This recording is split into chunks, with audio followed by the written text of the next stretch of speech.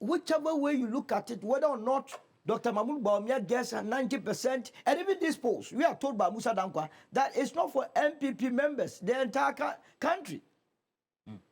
There is a portion that says that those first-time voters, if they were going to vote, Bawumia trails. He falls below the 50 mark. It tells you that if elections were going to be held today, he has no such capacity to even garner the very 41.75% that he got according to the Electoral Commission. Do a simple proportion. If less, more divide. If more, less divide. When he had 61.43% during the NPP's primaries, it led him to get 41.75 in the national election. That's the case. So if today we are being told by a poll that he is getting 56%, then what it means is that if elections were going to be held today and we are going by this proportion, he is going to get 38% according to my calculation. In any case, we voted 6 months ago. What has changed between the period? What monumental thing has Dr. Mahmoud Bawumia done that will lead anybody to that determination or conclusion that he is the preferred candidate for anybody?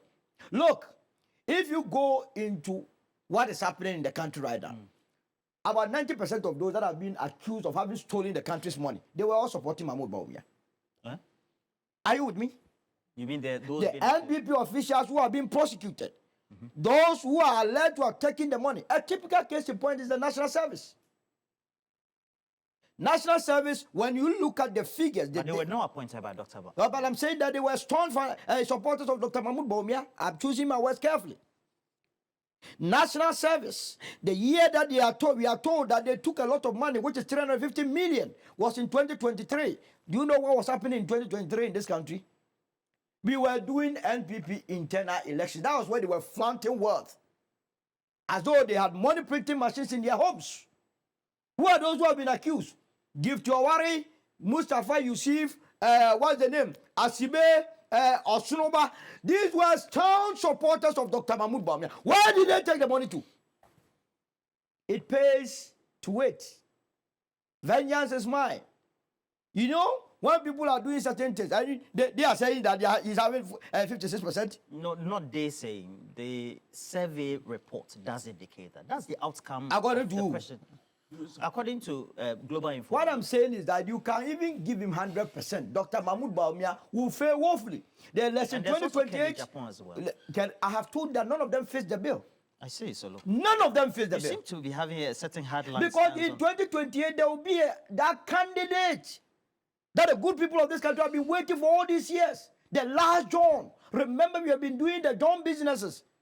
Jerry John Rollins, John Edekumkufo, John Evans Atamios. We made a mistake to introduce Nana. That is where we are.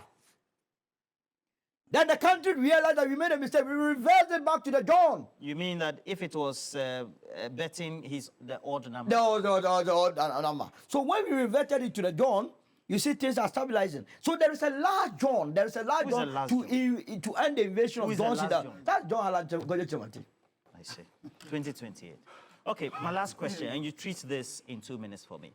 What do you think, based on the survey report, yes, that the president and his government need to do with that high approval rating, now in excess of 70 to 75%? Let me tell President Mahama that I don't know how they arrived at these figures, but I am also on the street. May I play on the street? The people of this country, especially the youth, they are saying they are not too much fascinated about your big push and anything. All that they are interested is that all those that looted the state are brought to book. All the looted assets are recovered. And once he does that, I'm telling you, his approval ratings will likely hit the roof, closer to 100. I don't understand. You're saying that he should go for the looted assets. The criminals must be prosecuted. He should intensify the operation. Recover all. So my group, yesterday, I issued a statement. ORA must work. It's very important to us that you cannot come and tell us that you come and recover all looted assets and you allow them to go. For instance, go to the Ghana Atomic Agency. Professors and go. Uranium that we stockpile, they sold it. They sold it. Akufo-Addo came and they sold it. Really? You ask them, go to the CSR. Lecturers and professors that we entrusted our destinies into that. They sell government lands as though lands are like chewing gum. So you should intensify Operation Recover All. Frank Kedu. Otherwise, he would have.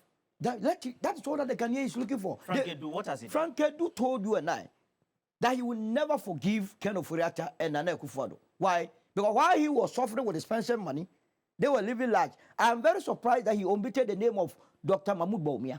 But his name should have been there. Oh. How did we have to go through the haircut? It was an IMF condition to reduce our debt portfolio. Go and check the staff level agreement between Ghana and IMF. Those that led the engagement. In fact, our team was led by the Vice President, Dr. Mahmoud Bawumia. But let me crown all these things with this statement. You have a minute. That as we speak, the reality of the NPP and on all these surveys is that in 4 of the regions of this country, they have 0 MPs. That is the OT region, the Volta region, the Upper East region, and the Upper West region. In 5 of the Ghanaian regions, that is the Bono region, Bono East, Ahafo region, what's the name? I've forgotten about them. They have 1 MPs. You understand? Is it Western North? Or Western North, yes, Western North. They have 1, and Savannah, they have only 1 MP. In about Greater Accra, they have only 5 MPs. Well, they said they can turn the tide in the next. How are you going to turn when in the Kusag areas, that is the Boko and these areas, 30 of the polling stations, Mahmoud Bawumia that they said was going to bring the Northern votes, that if you know how the NPP operates, each of the polling stations, the NPP has 5 polling station executives, yet they recorded 0 in 30 polling stations. 0. So this is the reality. Your car is crashed. Instead of getting a mechanic to go and fix the car, you are busy going to the market. The car is crashed. It's at Apeja Junction. Apeja? That's where you pass to Akufo-Addo's hometown. Apeja Junction. The car is still there. The MPP car is crashed. Instead of coming to Abosoka to look for mechanics to go and assess the extent of damage, they are busily in Accra looking for a driver. If you get a driver, which vehicle is the person going to drive? I can't think far. But I wish them all the best, because very soon, Roland, you will witness the coming into force of our new political party, that party that would deal constructively and decisively with galamsey in this country, that would deal with looters that we know them. The movement for change. How can somebody go and sell appetition, Gihok, Kofi Juma, and incur losses, and when he's going, he take Genesis G90, you know G90, Genesis G90? It's a luxury brand. Do you know how much he bought it? You do know how much he bought it? This country, no, something must be happening in this country. He bought it for 4,943 cedis.